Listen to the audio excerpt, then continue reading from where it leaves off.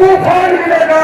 अगर लगता है तो गलती से उतर क्यों नहीं। हाल में 48 मरतबा री एग्जामिनेशन, 89 मरतबा। नजीबाबाद में खूब गरजे बैरिस्टर असदुद्दीन ओवैसी। बैरिस्टर असदुद्दीन ओवैसी ने विशाल जनसभा को संबोधित करते हुए भाजपा और समाजवादी पार्टी दोनों पर तीखी राजनीतिक हमले किए। ओवैसी ने कहा कि अगर कोई खुद को सेक्युलर कहने वाली पार्टी उनसे गठबंधन करना चाहती है तो वे पैदल चलकर भी गठबंधन करने के लिए तैयार है।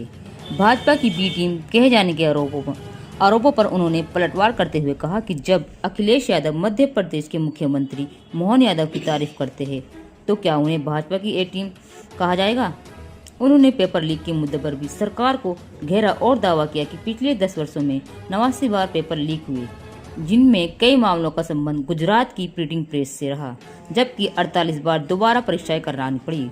राम मंदिर चढ़ावा चोरी मामले का जिक्र करते हुए भी ओवैसी ने सवाल उठाए और कहा कि असली जिम्मेदार लोगों पर अब तक सख्त कार्रवाई नहीं हुई। वहीं जनसभा में हजारों की भीड़ उमड़ी। हालात ऐसे रहे कि पुलिस को व्यवस्था संभालने में कड़ी मशक्कत करनी पड़ी।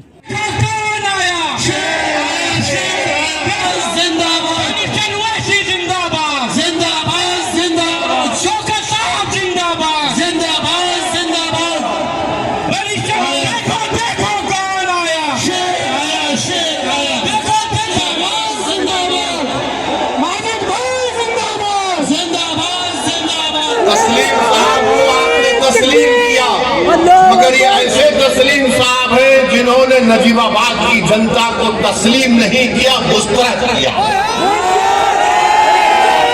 हम साल में 2 मरतबा चांद देखकर हमारे उलमा ईद का ऐलान करते हैं।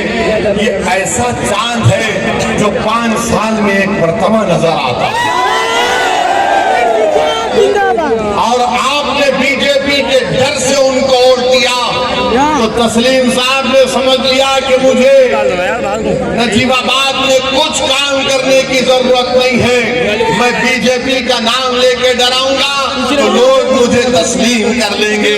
सुन लो तस्लीम साहब, अब नजीबाबाद की जनता मजलिस इत्तेहादुल मुस्लिमीन को तस्लीम करेगी और कबूल करेगी। जानते हैं कि उत्तर प्रदेश के बाबा, हम उनसे पूछना चाहते हैं 2024 में पुलिस कांस्टेबल का इम्तिहान हुआ, पेपर लीक कैसे हो गया बाबा? पेपर लीक हो गया। और पेपर लीक कहां से हुआ? गुजरात के प्रिंटिंग प्रेस से हुआ।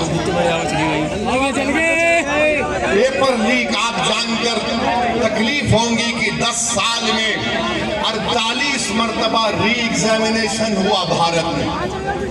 10 साल में 48 मरतबा और 89 मरतबा पेपर लीक हुआ। 56 इंच का सीना देश के प्रधानमंत्री का,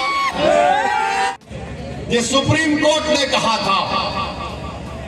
अब मुझसे पूछा गया कि बताओ आप इस पर आप क्या कहेंगे, तो मैंने इतना ही कहा, अगर ट्रस्ट में गलती हो गई, उस ट्रस्ट में एक मुसलमान को तुम मेंबर बना लेते और बाद में जब ये घोटाला सामने आया तो उस मुसलमान को ले जाकर एनकाउंटर कर देते, बुलडोजर से उसका घर तोड़ देते, केस क्लोज्ड।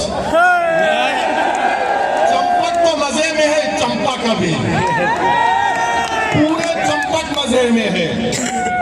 आप बताइए क्या हो रहा है, क्या हो रहा है बताइए आप। किसका घर नहीं तोड़ा जा रहा है? जिनको गिरफ्तार किया गया उनको पुलिस कस्टडी भी नहीं ली जाती। अब शायद आज के बाद, मेरे बोलने के बाद शायद कल पुलिस कस्टडी ले ले।